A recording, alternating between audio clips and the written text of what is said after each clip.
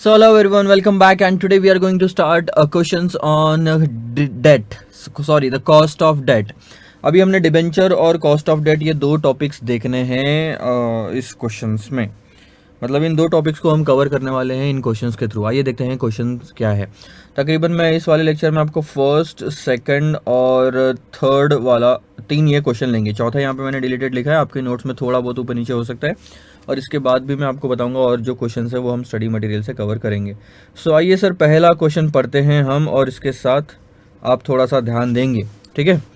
अब बातों पे मेरे ध्यान देंगे। 5 years ago सोना लिमिटेड इशूड 12% इररिडीमेबल डिबेंचर्स। ध्यान देंगे, 5 साल पहले इशू किए गए थे ये डिबेंचर्स, आज इशू नहीं किए गए।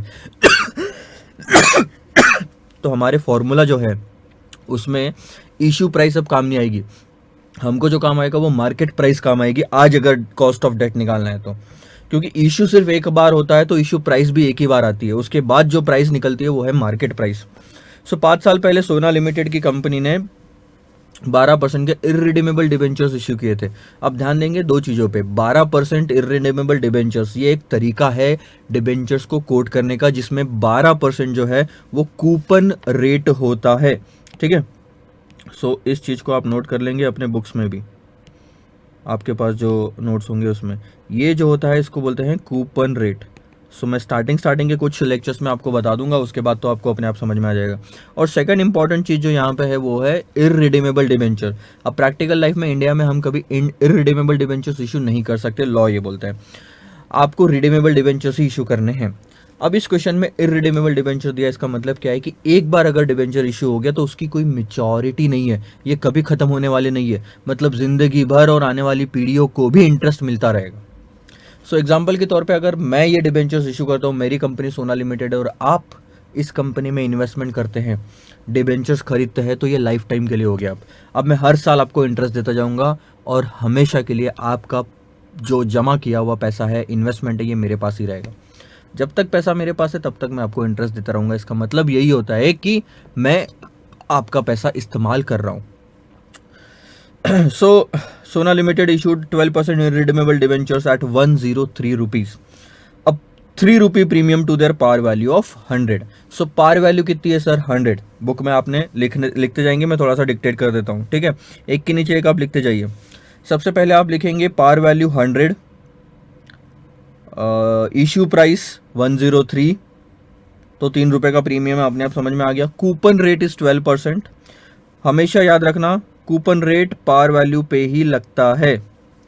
The current market price of this debentures is 94। अभी लिखो एमपी मार्केट प्राइस 94, उसके नीचे नीचे आते जाओ। If the company page corporate tax at a rate of 35%, ध्यान देंगे कंपनी क्या पे कर रही है, टैक्स पे कर रही है 35% का, तो क्या इसकी करंट कॉस्ट होगी डिबेंचर्स की? कंपनी को पैसा यूज जो कंपनी कर रही है उसकी करंट कॉस्ट कितनी होगी, आपको ये बताना। Cost of debentures at present, 5 साल पहले नहीं। अगर 5 साल पहले की पूछता तो मैं 5 साल पुरानी प्राइस इस्तेमाल करता, आज की पूछी जा रही है तो आज की प्राइस हम इस्तेमाल करेंगे, इतना ध्यान में रखना, ठीक है? तो कभी भी जब कॉस्ट ऑफ डेट निकालने की बात आती है तो हमको सबसे पहले जो क्वेश्चंस को आंसर करना है वो ये है सर,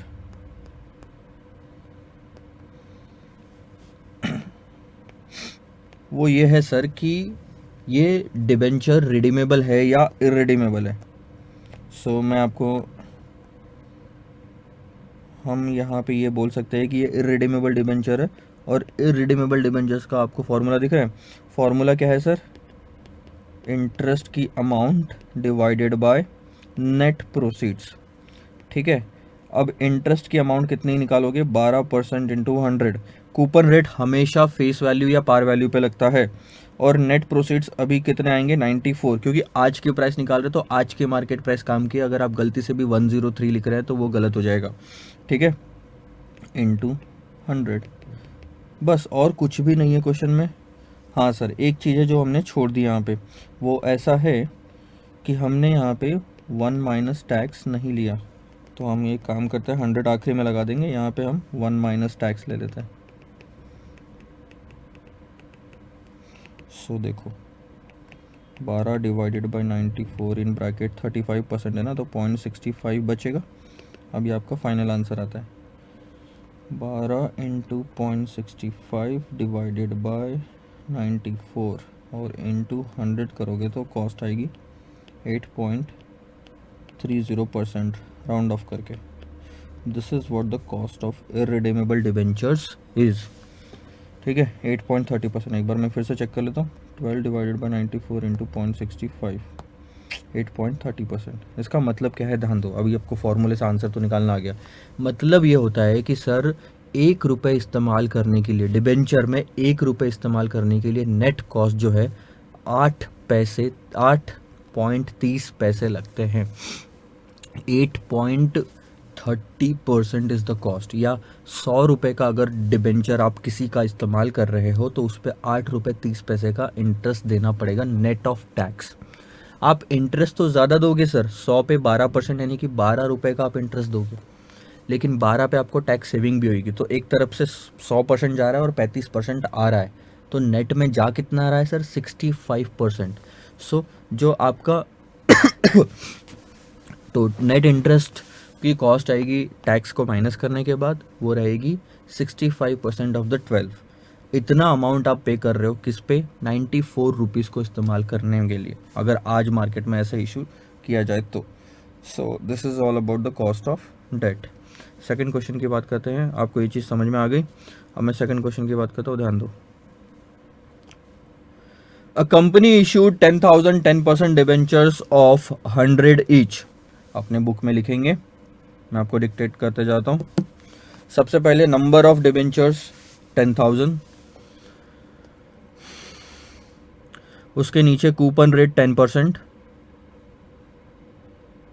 उसके नीचे फेस वैल्यू 100,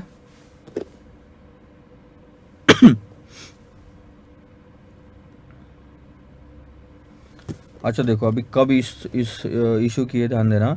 1/4/2010 को इशू किए थे और 1/4/2015 को ये मेच्योर हो रहे हैं. सो ध्यान देंगे 10 से 11, 12, 13, 14 और 15, 5 साल का ये समय है. द कंपनी वॉन्ट्स, मेच्योरिटी लिख लो टी, टी यानी कि छोटा टी लिखना, ठीक है, ऐसा ऐसा टी लिखो, ऐसा T is equal to 5. The company wants to know the current cost. Current cost जानना चाहती है तो करंट मार्केट प्राइस लगेगी सर, ध्यान दो, of its existing debt and the market price of the debenture is 80, और compute the cost of existing debentures assuming 35% of the tax rate. ये आपको डिटेल दी हुई है. अब इसके साथ हमने सॉल्व करना है. इस क्वेश्चन में और पुराने क्वेश्चन में सर डिफरेंस क्या है पता है आपको, एक सेकंड ना. हाँ, इस क्वेश्चन में और पुराने क्वेश्चन में डिफरेंस ये है कि पुराना क्वेश्चन इरिडीमेबल था. पुराने क्वेश्चन में जो डिबेंचर थे वो इरिडीमेबल थे और इस क्वेश्चन में जो डिबेंचर्स हैं वो रिडीमेबल डिबेंचर्स हैं. सो ये फ़र्क पड़ता है.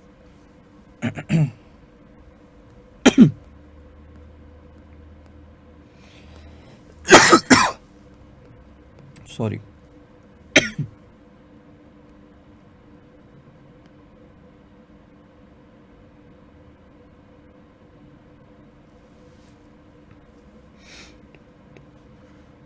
अब रिडीमेबल डिबेंचर के केस में आपको फॉर्मूला याद रहना चाहिए. और फॉर्मूला याद भी क्या रहना है, कॉन्सेप्ट याद रखो. रिडीमेबल डिबेंचर में कैश फ्लोज 2 तरह के होते हैं, या इनकम 2 तरह की होती है. एक तो जो हर साल इंटरेस्ट मिलता है उस पर टैक्स सेविंग माइनस करके, यानी कि इंटरेस्ट 1 माइनस टैक्स ले लो. एक तो ये हो गया हर साल का, ये हो गया इंटरेस्ट. और हर साल का कैपिटल एप्रिसिएशन भी आपको लेना है.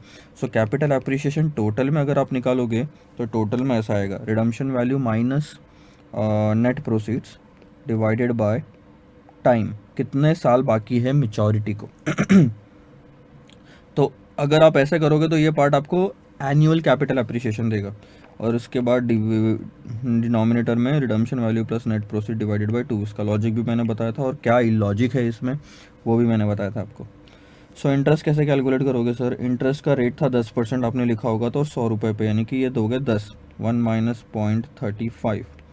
रिडम्पशन वैल्यू कितनी रहेगी, जब भी क्वेश्चन में ये चीज़ लिख के रखो, ठीक है. डिबेंचर के केस में क्या होता है, जब भी क्वेश्चन में ये नहीं दिया होता है कि मैं क्या रेट पे, क्या अमाउंट पे रिडीम करूंगा, तो हम पार वैल्यू मान के चलते हैं कि उस पर रिडीम होगा, तो पार वैल्यू इज़ 100, उस पर रिडीम करेंगे.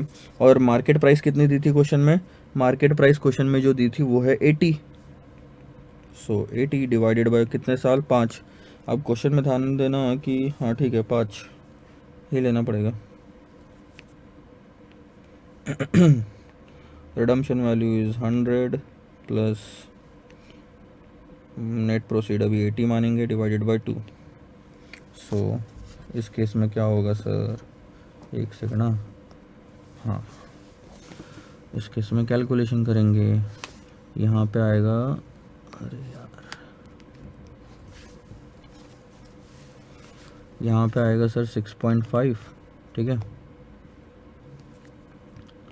प्लस 20/5 अगर आप करोगे तो 4 डिवाइडेड बाय 90, और कुछ है क्या, 10.5 डिवाइडेड बाय 90 अगर आप करोगे तो that is 11.67% is the cost of debt. एक बार मैं फिर से कैलकुलेशन देख लेता हूँ, कहीं कुछ मिस्टेक तो नहीं हुई। 10, 100, 5 साल, 20/5 इस 4, इधर में 80, 35%, ठीक है। So these are the calculations.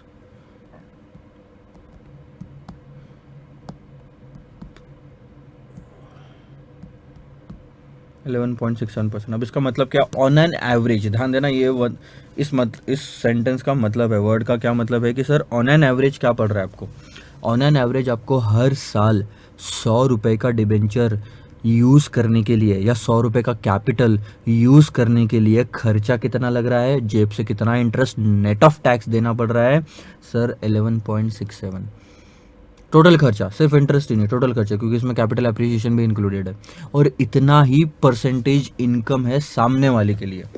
क्या ये मेरा सेंटेंस सही है कि कंपनी का खर्चा अगर 11.67% है तो सामने वाले की इनकम भी तो 11.67% हुई? क्या मेरी बात ये सही है? गलत। पहली चीज़, क्यों गलत? इसमें सिर्फ एक डिफरेंस आएगा जो टैक्स रेट है वो कंपनी का यहाँ पे 35% दिया हुआ है। सो प्रैक्टिकली अगर कंपनी का 35% माने तो ज़रूरी नहीं सामने वाली पार्टी जो है उसका भी 35% ही टैक्स रेट होगा। उसको जो इंटरेस्ट पे टैक्स भरना होगा हो सकता है 10% पे आए, या फिर उसका एग्जम्प्ट हो जाए क्योंकि उसके अलावा उसकी कोई और इनकम नहीं है। So case to case depend करेगा, और टैक्स रेट बदला तो नेट इनकम की जो परसेंटेज है वो बदलेगी यहाँ पे। So this will be the only difference, otherwise तो सेम है। कैपिटल एप्रिसिएशन नॉर्मली हम इग्नोर करके चलते हैं कैपिटल एप्रिसिएशन पे जो टैक्स होता है फाइनेंस में, ठीक है। सो अगर आप कंसिडर करना चाहे तो करो, लेकिन आपका इंस्टीट्यूट का सिलेबस ऐसा कहीं पे भी नहीं बोलता, इसलिए मैं आपको अभी फ़िलहाल बताऊंगा नहीं, क्योंकि मार्क्स नहीं मिलेंगे फिर आपको उस तरह से। So this is all about the second question that we were discussing. Let's discuss the third question.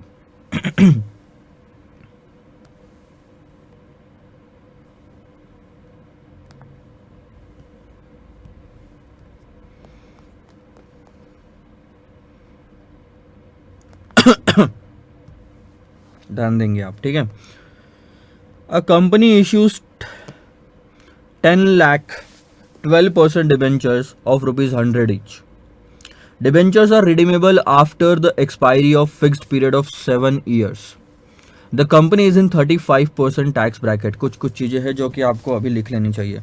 Company ने जो इशू किया 10 लाख रुपए के 12% डिवेंचर ऑफ ₹10 ईच। अभी मेरे को एक डाउट है इसमें, 1 सेकंड, कि ये 10 लाख रुपए है या 10 लाख नंबर है। हाँ ठीक है, नहीं अभी रुपए दिए तो हम रुपए कंसिडर करके चलेंगे। सो 10 लाख रुपए का टोटल इशू है डिबेंचर का। तो लिखो कूपन रेट 12%, उसके नीचे फेस वैल्यू 100। ये चीज़ ध्यान रखना, डिबेंचर्स आपके जो है ना इस क्वेश्चन में ये रिडीमेबल है। इसका मतलब हम रिडीमेबल वाला फॉर्मूला यूज़ करेंगे, मैच्योरिटी वाला। After the expiry of the fix period of 7 years, यानी कि कितने साल का है सर? 7 साल का। 7 साल बाद ये एक्सपायर हो जाएंगे। टैक्स रेट लिख लो नीचे में 35%। टाइम लिख लिया आपने 7 साल, 7 years टी। नीचे कैलकुलेट क्या करना है, ध्यान देना। Calculate the cost of debt after tax if debentures are issued at. Calculate the cost of debt, पहली चीज KD, फिर बोलता after tax. If the debentures are, sir क्या क्वेश्चन ऐसा पूछ सकता है बिफोर टैक्स कैलकुलेट करना है? यस सर, आपको क्वेश्चन ऐसा पूछ सकता है, और अगर क्वेश्चन ऐसा पूछा है तो दारू पी के नहीं बैठना वहाँ पे, यानी कि हमने एक फॉर्मूला याद किया हुआ है और वही हमने यहाँ पे छाप दिया और वही करे जा रहे हैं, हम एक एक वर्ड पे ध्यान नहीं दे रहे हैं।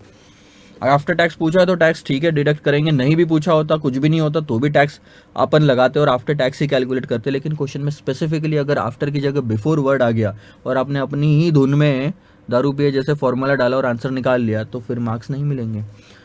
If debentures are issued at par 10% discount और 10% प्रीमियम। सो 3 अलग अलग केसेस दिए आपको। ये जो सेकंड पार्ट है ये मैं बाद में कंसिडर करता हूँ, पहले हम इसकी बात करते हैं।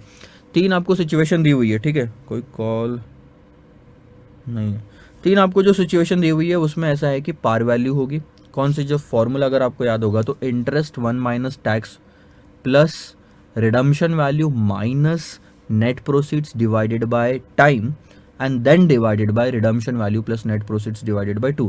तो ये जो एनपी जो हमने लिखा है ना नेट प्रोसीड्स, यहाँ पे हमको एक बार कंसिडर कितना करना पड़ेगा 100, उसके अगली बार कितना कंसिडर करेंगे 10% डिस्काउंट यानी कि 90, 10% प्रीमियम यानी कि 110, 10% ऐड कर देंगे। बस ये 3 वैल्यूज बदलनी है उस फॉर्मूले में और आपको आंसर निकालना है। Let's find out what is the answer. फटाफट, ठीक है। कितना परसेंट? 12% ना, 7 साल।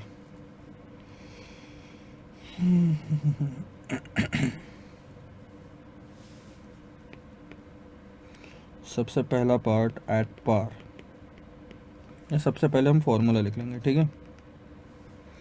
कॉस्ट ऑफ डेट रिडीमेबल वाला, ठीक है।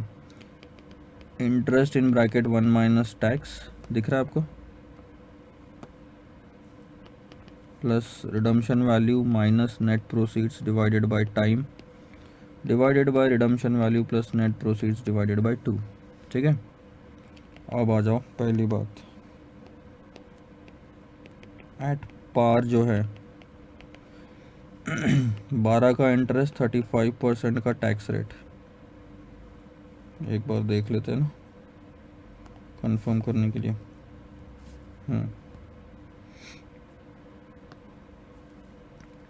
प्लस रिडम्पशन वैल्यू आप ले लो 100 क्योंकि पार वैल्यू पे, नेट प्रोसीड्स, रिडम्पशन तो पार पे ही बोला ना, हाँ, नेट प्रोसीड्स आपकी 100 आ जाएंगी। ध्यान देना क्योंकि एट पार इशू बोला है उन्होंने, रिडम्पशन बोला है या इशू बोला है, ये आपको ध्यान देना ज़रूरी है। उन्होंने बोला है कि debentures are issued at par, issue यानी कि नेट प्रोसीड्स पे होगा। अगर वो बोलते कि रिडम्पशन एट पार होगा, डिस्काउंट होगा या प्रीमियम होता तो हम रिडम्पशन वाली वैल्यू बदलते। Divided by 7, 100 plus 100 divided by 2, ठीक है। सो अगर मैं इसका सिंपल कैलकुलेशन निकालूँ 12 माइनस 35% इज 7.8 डिवाइडेड बाय 100 यानी कि 7.8% पर एनम। 100 रुपये इस्तेमाल करने के लिए नेट ऑफ टैक्स 7 रुपये 80 पैसे का खर्चा है कंपनी को। डिस्काउंट अगर आप लोगे सेम चीज़ रिपीट होगी। रिडम्पशन वैल्यू तो 100 ही रहेगी सर, और ये हो जाएगी 90, 7, 100 प्लस 90 डिवाइडेड बाय 2।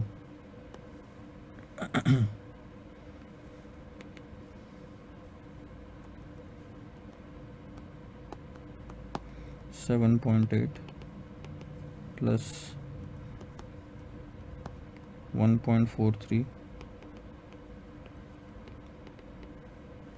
सो इसकी फाइनल कॉस्ट आती है आपकी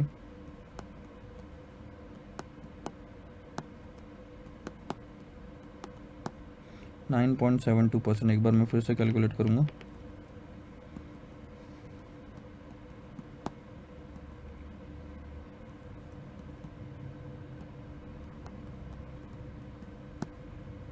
ठीक है, 9.72% पर एनम। अब ध्यान देंगे आप सर, जब आपने डिस्काउंट में इशू किया ना मार्केट में तो आपको खर्चा बढ़ गया ना, 9 रुपये 72 पैसे, 9 रुपीज़ 72 पैसे you have to pay as a cost in terms of interest and capital appreciation per year for using 100 rupees. Why the cost has increased? Because आपके पास में जो इस्तेमाल करने के लिए पैसा आया है वो कम आया है। पहले वाले केस में पूरे 100 रुपये आए थे और ये वाले केस में सिर्फ 90 रुपये आया, यानी कि 10 रुपये कम आए, लेकिन खर्चा आपको उतना ही हो रहा है। मतलब आपको सॉरी इंटरेस्ट के रूप में तो खर्चा उतना ही है, कैपिटल एप्रिसिएशन और बढ़ गया आपका, तो टोटल खर्चा बढ़ गया क्योंकि आपके पास पैसे कम है अब इस्तेमाल करने के लिए। Last at premium KD is equal to same चीज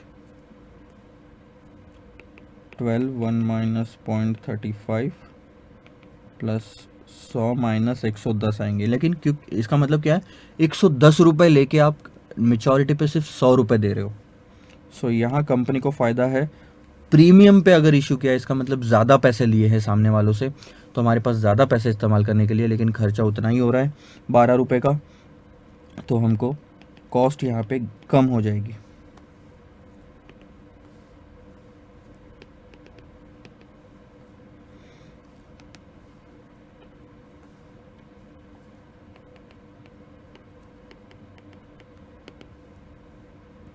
$7.8 minus 1.43 divided by 105 into 100, that's 6.07%। देखा, 100 रुपये इस्तेमाल करने के लिए नेट ऑफ टैक्स आपको 6.07% ही देना पड़ रहा है। सो एक ये याद रखो, एक ये याद रखो, और एक ये था आपका 7.8। ये 3 चीज़ें हैं जो आप याद रखेंगे। This is A, B and C। ठीक है, आगे बढ़े सर, ध्यान देना सेकंड वाला पार्ट। सेकंड वाला पार्ट इज़ क्वाइट इंटरेस्टिंग, थोड़ा सा उसमें वेरिएशन है, ध्यान दो। इफ ब्रोकरेज, सेकंड वाला पार्ट पढ़ना, if brokerage is paid at 2%, what will be the cost of debentures if issue is at par. ध्यान देना, अभी क्या एक्स्ट्रा आया आपको मालूम है, ब्रोकरेज आया। ब्रोकरेज कब पे करते ये बता दो। What will be the cost of debenture अगर इशू एट पार है, यानी कि इशू प्राइस जो है वो 100 रुपये है। और ब्रोकरेज क्या होता है पता है, जैसे मैं कंपनी हूँ और आप इन्वेस्टर हो, मैं अगर मार्केट में डिबेंचर इशू करना चाहता हूँ तो मेरे को कहाँ से पता चलेगा? मैं क्या आपके घर पे आऊँगा बोलने के लिए कि लो डिबेंचर्स खरीद लो? नहीं, मैं बैंकों को दूंगा, बैंकों को अपना मीडिएटर बनाऊंगा। और बैंक, क्योंकि हर बैंक नॉर्मली क्या होता है, बैंकों का अकाउंट, बैंकों में कई सारे लोगों का अकाउंट होता है, तो बैंक के थ्रू लोगों तक इजीली पहुंचा जा सकता है और उसी का फ़ायदा उठाया जाएगा कंपनी द्वारा। और कंपनी क्या करेगी, बैंकों को दिया और बैंक आपको वो डिबेंचर्स बेचेंगे। So bank is helping me. या बैंक ले लो, एक तो नॉर्मल बैंक्स ले लो, या तो फिर आप वो दूसरे वाले बैंक जो नॉन बैंकिंग फाइनेंशियल कंपनीज होती है, दोनों में से कोई भी बैंक हो सकती है, वो आपको ये डिबेंचर्स बेचेगी। और वो जब आपको ये डिबेंचर्स बेचेगी तो आपसे पैसा 100 रुपये लेगी, ठीक है, और ये 100 रुपये मेरे तक ट्रांसफ़र करने के पहले वो अपना फीस काट लेगी। That is called as the issue cost. ठीक है, इशू कॉस्ट ले लो, और इशू के टाइम पे जब ब्रोकरेज बोलते तो वो ब्रोकरेज अमाउंट होगी। सो 2% वो रख लेंगे। मेरे तक कितना पहुंचा, सिर्फ 98। आई बात समझ में? तो मैं तो मेरा खर्चा 98 पे कैलकुलेट करूंगा क्योंकि मैं इस्तेमाल ही पैसा 98 का कर रहा हूँ। आप रिटर्न 100 पे कैलकुलेट करोगे क्योंकि आपने इन्वेस्टमेंट 100 का किया, मैंने इस्तेमाल 98 का किया। आई बात समझ में? सो मैं 98 पे कॉस्ट कैलकुलेट करूँगा। ठीक है, सो ध्यान दो। अब यहाँ पे क्या होगा, यहाँ पे अब कुछ चीज़ें सर बदल जाएगी। Formula will be the same, cost of debt will be issue interest 12 1 minus 0.35 plus redemption value तो 100 की 100 रहेगी, माइनस ये हो जाएगा 98। 2 रुपये चले गए ना सर, डिवाइडेड बाय 7 साल। इशू प्राइस यानी कि नेट प्रोसीड्स जो बोलते हैं। अब यहाँ पे भी 100 प्लस 98 डिवाइडेड बाय 2। अब इसका कैलकुलेशन करना पड़ेगा। 7.8 प्लस 2 रुपये डिवाइडेड बाय 7।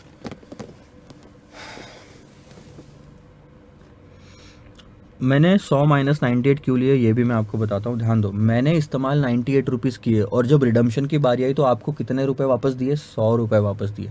सो मेरे जेब में अगर देखोगे आप तो 98 आए और 100 गए। 2 रुपये का मेरे को कैपिटल एप्रिसिएशन देना पड़ा, लेकिन ज़रूरी नहीं वो कैपिटल एप्रिसिएशन रियल लाइफ में आप तक पहुंचेगा, क्योंकि ये ऐसे होके वापस जाएगा। अगर आया भी ऐसे होके है तो जाएगा भी ऐसे होके, तो 2 पूरा नहीं मिलेगा। अब आपको पैसा देना है, इसलिए कम बैंक आपसे भी चार्जेस ले सकती है। वो डिपेंड करता है case to case. So 2 divided by 7 कितना आ रहा है, 0.29 आ रहा है, sorry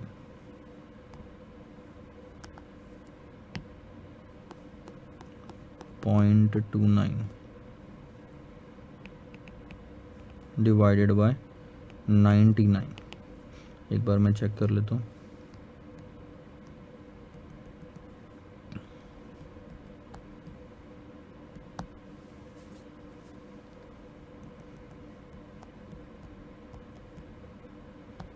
divided by 99, so that this goes to 8.17% per annum। अब बताओ ये बात आपको समझ में आई क्या? इसका मतलब क्या है? कंपनी को खर्चा कितना लग रहा है 100 रुपये इस्तेमाल करने के लिए? 8 रुपये 17 पैसे। ये कॉस्ट ऑफ कैपिटल है, कॉस्ट ऑफ डेट है। So this is what we learn in the entire lecture. अब आपको एक चीज़ समझ में आई, ब्रोकरेज कॉस्ट जो होती है वो इशू प्राइस में से, नेट प्रोसीड्स में से माइनस होता है, तो हमने उसको यहाँ पे कंसिडर किया, ठीक है, ये चीज़। So just keep these things in mind and you will be good in learning. इसका मतलब ज़रूर समझ लिया कि ऑन एन एवरेज मुझे 100 रुपये इस्तेमाल करने में 8 रुपये 17 पैसे लगता है कंपनी को। ज़रूरी नहीं कंपनी का जो 8 रुपये 17 पैसे कॉस्ट ऑफ कैपिटल है वो सामने वाले का रिटर्न भी होगा, लेकिन कभी अगर ज़रूरत पड़ी आपको एग्ज़ाम पर्पज़ के लिए ये चीज़ यूज़ करने की, तो आप मान के चलेंगे कि जो कंपनी का कॉस्ट है 8 रुपये 17 पैसे, 8.17%, वो सामने वाले का रिटर्न भी है, क्योंकि और कोई इन्फॉर्मेशन नहीं दी है तो हम मान के चलते हैं बाकी सब चीज़ें ज़ीरो होगी, ठीक है। So this is all about the entire 3 question that we have discussed. अगले वाले पार्ट में थोड़ा सा आगे जाते हैं, और जो मैंने बोला था ना, प्रेजेंट वैल्यू वाली मेथड देखेंगे, अमोर्टाइजेशन वाली मेथड देखेंगे कि उसमें कॉस्ट ऑफ कैपिटल कैसे निकालते हैं, वो हम इस्तेमाल करेंगे। उसमें आगे बढ़ने से पहले मैं आपसे रिक्वेस्ट ज़रूर करूंगा कि प्लीज़ मेक श्योर आप इंटरनल रेट ऑफ रिटर्न का कॉन्सेप्ट देख लें, उसी के बाद आगे बढ़े, तब आपको अच्छे से समझ में आएगा, अदरवाइज समझने में काफ़ी दिक्कत जाएगी। So make sure that you watch this concept of internal rate of return before moving over to the next question of cost of debt. Bye bye.